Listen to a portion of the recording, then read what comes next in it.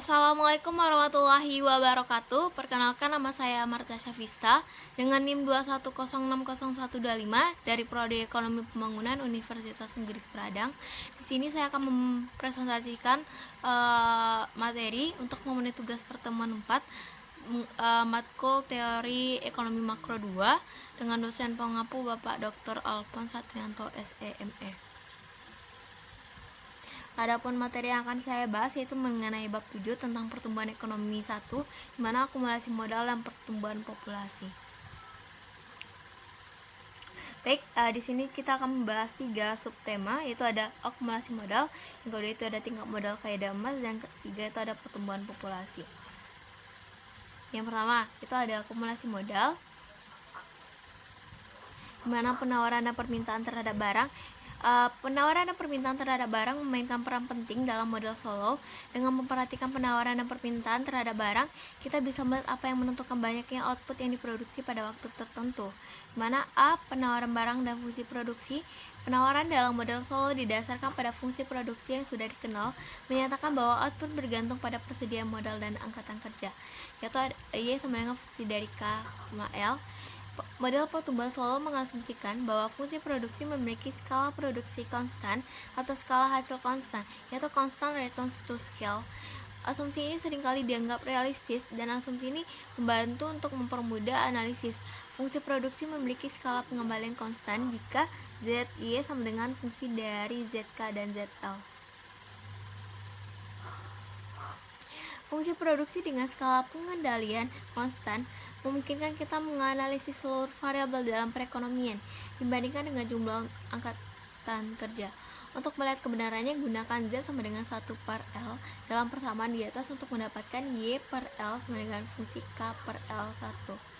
Di mana besarnya perekonomian tidak menjadi masalah, maka cukup beralasan untuk menyatakan seluruh variabel dalam istilah per pekerja kita nyatakan dengan huruf kecil, sehingga Y sama dengan Y per 1 adalah output per pekerja, dan K sama dengan K per L adalah modal per pekerja. Selanjutnya bisa dituliskan dengan fungsi produksi sebagai berikut, yaitu Y sama dengan fungsi dari K, di mana kemiringan dari fungsi produksi ini menunjukkan berapa banyaknya output tambahan yang dihasilkan seorang pekerja ketika mendapatkan 1 unit modal tambahan. Angka yang diperoleh merupakan produksi marginal modal atau MPK. Secara sistematis ditulis dengan MPK fungsi dari K tambah 1 dikali fungsi dikurang dari fungsi dari K. Bisa kita lihat pada gambar 7.1 di mana fungsi produksi menunjukkan bagaimana jumlah modal per pekerja K menentukan jumlah output per pekerja Y, yaitu Y sama dengan fungsi dari K. Kemiringan fungsi adalah produksi marginal modal. Jika K meningkat 1 unit, Y meningkat sebesar MPK unit. Fungsi produksi menjadi lebih datar ketika K naik, yang menunjukkan penurunan produk marginal modal. Selanjutnya itu ada B, permintaan terhadap barang dan fungsi konsumen.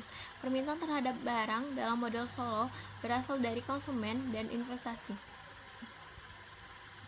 Dengan kata lain, output per pekerja Y merupakan konsumsi per pekerja C dan investasi per pekerja I, yaitu Y sama dengan C ditambah I. Model Solow mengkonsumsi bahwa setiap tahun orang menabung sebagian S dari pendapatan mereka, dan mengkonsumsi sebagian itu 1 dikurang S. Gagasan ini dinyatakan dengan konsumsi sederhana, yaitu C sama dengan 1 dikurang S Y kali Y. Dimana untuk melihat apakah fungsi konsumsi ini berpengaruh pada investasi, substitusikan 1 dikurang S kali Y untuk C dalam identitas perhitungan pendapatan nasional, yaitu Y sama dengan 1 dikurang S kali Y tambah I. Ubah lagi menjadi Y sama dengan SY. Selanjutnya itu ada pertumbuhan persediaan modal dan kondisi mapan, di mana investasi per pekerja I sama dengan SY. Dengan mengganti fungsi produksi untuk Y, kita bisa menunjukkan investasi per pekerja sebagai fungsi dari persediaan modal per pekerja sama dengan I sama dengan S fungsi dari K, di mana output konsumsi dan investasi, tingkat tabungan S menentukan alokasi di antara konsumsi dan investasi. Untuk setiap tingkat modal K, output fungsi dari K, investasi dari S fungsi K, dan konsumsi adalah fungsi dari K dikurang S fungsi K.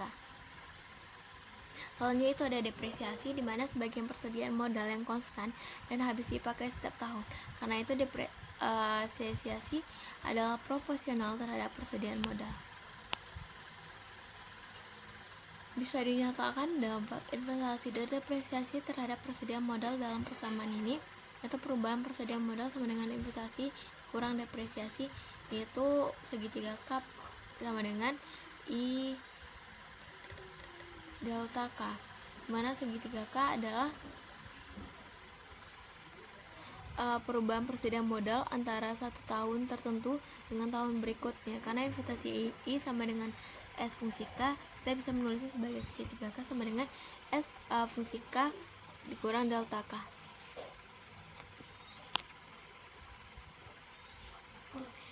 Bisa kita lihat investasi, depresiasi, dan kondisi mapan, di mana tingkat modal kondisi mapan K pangkat bintang adalah tingkat di mana investasi sama dengan depresiasi, yang menunjukkan bahwa jumlah modal tidak akan berubah sepanjang waktu. Di bawah K pangkat bintang, investasi melebihi depresiasi sehingga persediaan modal tumbuh. Di atas K pangkat bintang, investasi kurang dari depresiasi sehingga persediaan modal menyusut. Kondisi mapan signifikan karena dua alasan. Yang pertama itu perekonomian pada kondisi mapan akan tetap stabil. Selain itu perekonomian juga tidak berada pada kondisi mapan, akan berusaha ke sana, yaitu tanpa memperhatikan tingkat modal yang digunakan pada awal perekonomian. Perekonomian akan berakhir dengan tingkat modal kondisi mapan. Dalam hal ini, kondisi mapan atau steady state menunjukkan equilibrium perekonomian jangka panjang.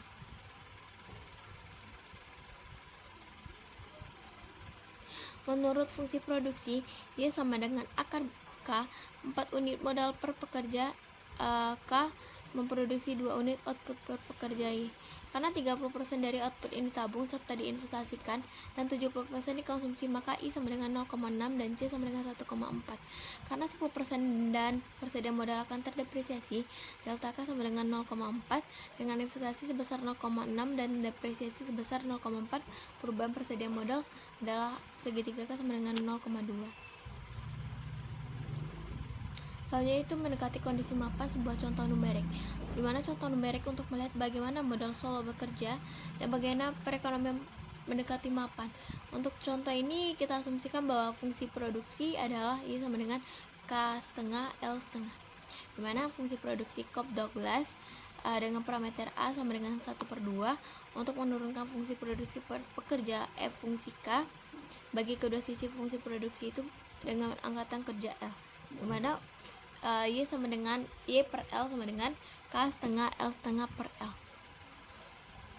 diubah menjadi Y per L sama dengan K per L setengah.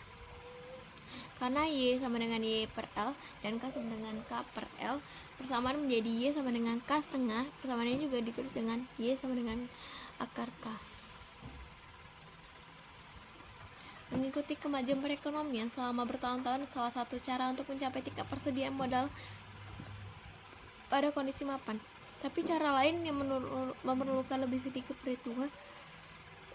Ingatlah bahwa segitiga K sama dengan S fungsi K dikurang delta K.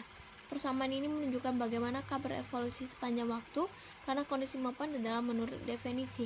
Nilai K pada saat itu nilai segitiga K sama dengan 0, maka diketahui bahwa 0 sama dengan S fungsi K bintang dikurang delta K bintang, atau sama dengan K bintang per fungsi K bintang sama dengan 1 per delta.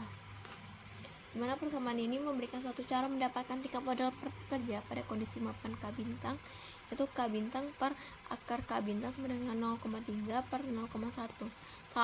Lalu kedua sisi persamaan ini dipakaikan untuk mendapatkan K bintang yang dengan 9, dimana persediaan modal pada kondisi mapan adalah 9 unit per pekerja. Bisa kita lihat hasil ini sesuai dengan perhitungan tingkat modal kondisi mapan pada tabel 7.2, dimana bagaimana tabungan mempengaruhi pertumbuhan, yaitu perekonomian diasumsikan mulai kondisi mapan dengan tingkat tabungan SI dan persediaan modal K bintang 7 ketika tingkat tabungan meningkat dari S1 ke S2, kurva S fungsi K ke atas pada tingkat tabungan awal S1 dan persediaan modal awal K1, jumlah investasi mengimbangi jumlah depresiasi. Setelah tingkat tabungan meningkat, secara otomatis investasi menjadi lebih tinggi. Tetapi persediaan modal dan depresiasi tidak merubah, karena itu investasi melebihi depresiasi. Persediaan modal akan berangsur-angsur naik sampai perekonomian mencapai kondisi mapan yang baru, yaitu K bintang 2, yang memiliki persediaan modal dan tingkat output yang lebih tinggi ketimbang kondisi mapan sebelumnya. Selanjutnya itu tingkat modal kaidah emas, yaitu membandingkan kondisi mapan, di mana ketika memiliki kondisi mapan, tujuan pembuat kebijakan adalah memaksimalkan kesejahteraan individu yang membentuk masyarakat. Individu itu sendiri tidak peduli pada jumlah modal dalam perekonomian atau bahkan jumlah output mereka.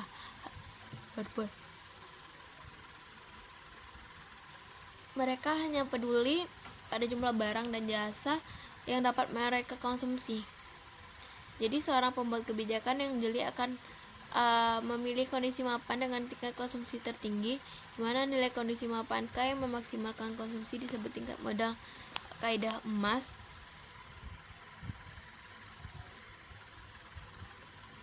Di mana nilai kondisi mapan yang memaksimalkan konsumsi disebut tingkat modal kaidah emas atau golden rule level of capital, dan dinyatakan dengan K bintang emas.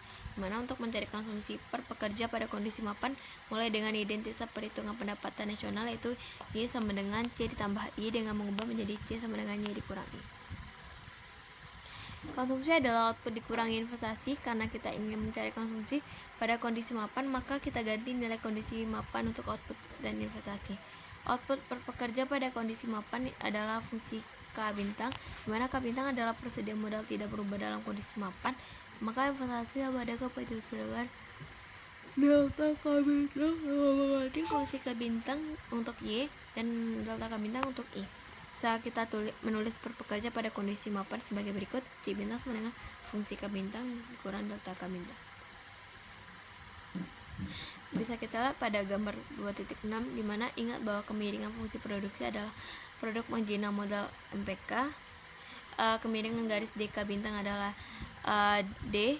Karena kedua kemiringan ini sama pada emas, maka kaidah emas pada dijelaskan dengan persamaan. Jadi pengaruh neto dari modal tambahan terhadap konsumsi adalah MPK sama dikurang delta. Jika MPK besar dari delta sama lebih besar dari 0, maka mereka modal akan meningkatkan konsumsi, sehingga K bintang pasti berada di atas tingkat kaidah emas. Karena itu kondisi berikut ini menyelesaikan kaidah emas, yaitu MPK delta sama dengan 0. Bisa kita lihat jika tingkat tabungan lebih tinggi ketimbang tingkat tabungan yang disajikan di sisi, maka persediaan modal pada kondisi mapan akan terlalu tinggi. Jika tingkat tabungan lebih rendah, maka persediaan modal pada kondisi mapan akan terlalu rendah. Demikian pula konsumsi pada kondisi mapan juga akan lebih rendah ketimbang konsumsi pada kondisi mapan kaidah emas. Jika kita lihat, mencari kondisi mapan kaidah emas merupakan sebuah contoh numerik, ini mana bahwa cara lain untuk mengidentifikasi kondisi mapan kaidah emas adalah dengan menemukan persediaan modal di mana produksi marginal modal neto atau MPK delta sama dengan 0. Untuk fungsi produksi ini, produksi marginal adalah MPK sama dengan 1/2 akar K. Dengan menemukan rumus ini, dua kolom terakhir pada tabel 73 menunjukkan nilai MPK dan MPK delta dalam kondisi mapan yang berbeda. Ingatlah bahwa produk marginal modal neto adalah 0 ketika tingkat tabungan berada pada nilai kaidah emas sebesar 0,5. Karena produk marginal yang menurun, maka produk marginal modal neto lebih besar dari 0 apabila perekonomian menabung lebih kecil dari 0,5 dan akan lebih kecil dari 0 apabila perekonomian menabung lebih besar dari 0,5. Selanjutnya itu transisi menuju kondisi mapan kaidah emas, yang dimana pada gambar berikut menunjukkan apa yang terjadi dengan output Y, konsumsi C, dan investasi I ketika tingkat tabungan turun. Dimana memulai dengan terlalu banyak modal. Pertama-tama mari kita telah kasus dimana perekonomian dimulai pada kondisi mapan dengan lebih banyak modal ketimbang yang harus dimilikinya. Dalam kondisi mapan kaidah emas alokasi ini membuat kebijakan harus melakukan kebijakan yang bertujuan untuk mengurangi tingkat tabungan untuk menurunkan persediaan modal. Anggaplah kebijakan ini berasal dari pada satu titik. Sebut saja waktu TO T0, di mana tingkat tabungan turun ke tingkat secara berangsur-angsur menuju kondisi mapan kaidah emas.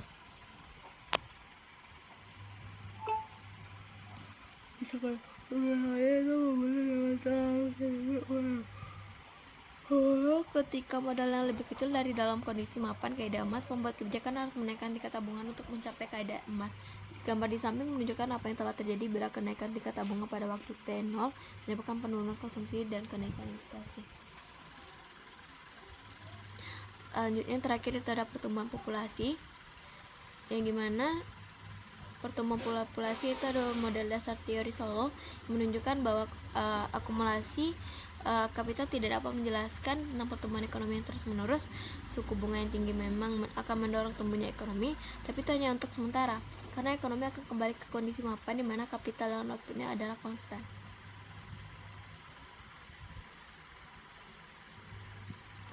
Selanjutnya itu kondisi mapan dengan pertumbuhan populasi, di mana seperti dijelaskan sebelumnya, investasi akan meningkatkan kapital sedangkan depresiasi akan menurunkannya. Tetapi sekarang diterangkan mengenai faktor ketiga yang mempengaruhi, yaitu pertumbuhan dari jumlah pekerja. Perubahan kapital stok per pekerja dapat ditentukan dengan formula sebagai berikut: segitiga K sama dengan I dikurang delta per tambah N kali K, dimana persamaan di atas menunjukkan bagaimana investasi, depresiasi, dan populasi mempengaruhi kapital stok per pekerja. Dampak pertumbuhan populasi itu ada beberapa, yaitu pertumbuhan populasi mempengaruhi model dasar Solow pada 3 hal. Yang pertama itu pertumbuhan populasi membawa kita semakin dekat kepada pertumbuhan ekonomi yang berkelanjutan. Yang kedua itu pertumbuhan populasi memberikan kita penjelasan lain kenapa suatu negara kaya dan negara lain miskin. Dari grafik di samping dapat kita lihat bahwa peningkatan jumlah populasi akan berdampak pada penurunan kapital per pekerja dari K1 dan menjadi K2. Solow model memprediksi bahwa negara dengan pertumbuhan populasi lebih tinggi akan memiliki tingkat level GDP pada orang lebih rendah. Ketiga, mempengaruhi kriteria dalam menentukan tingkat golden rule dari kapital, yaitu C dikurangi I, karena output keadaan mapan adalah fungsi K bintang, dan investasi pada keadaan mapan adalah delta tambah N K bintang. Maka tingkat konsumsi pada keadaan mapan dapat tulis sebagai berikut, yaitu C bintang sama dengan fungsi K bintang dikurang delta tambah N K bintang. Menggunakan argumen sebelumnya, maka dapat disimpulkan bahwa tungkat K bintang yang akan memaksimalkan konsumsi adalah MPK sama dengan delta tambah N. Di dalam golden rule keadaan mapan, the marginal product of capital net dari depresiasi setara dengan tingkat pertumbuhan populasi. Model pertumbuhan Solow pada interaksi antara pertumbuhan populasi dan akumulasi pekerja yang cepat memaksa kapital stok terbesar lebih kecil, sehingga setiap pekerja mendapat kapital yang lebih sedikit. Di mana berikut merupakan dua model lain yang membahas mengenai pertumbuhan populasi, yaitu the Malthusian model dan yang kedua itu ada Kramerian model. The Malthusian model merupakan Malthus mengungkapkan bahwa setiap peningkatan populasi akan secara berkelanjutan membatasi kemampuan masyarakat untuk memenuhi kebutuhannya sendiri. Dia memprediksi bahwa umat manusia akan selamanya hidup dalam kemiskinan. Thomas Robert Malthus menyimpulkan bahwa kekuatan dari suatu populasi itu jauh lebih besar dibandingkan kemampuan bumi untuk memproduksi kebutuhan manusia.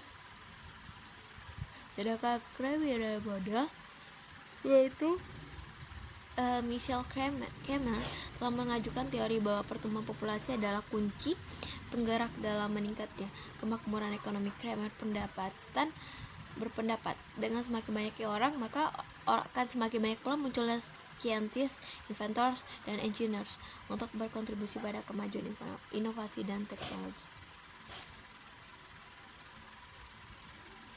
Oke, sekian presentasi dari saya. Banyak kurangnya mohon dimaafkan, karena tidak ada manusia yang sempurna hanya Allah Subhanahu wa taala. Sekian, terima kasih. Assalamualaikum warahmatullahi wabarakatuh.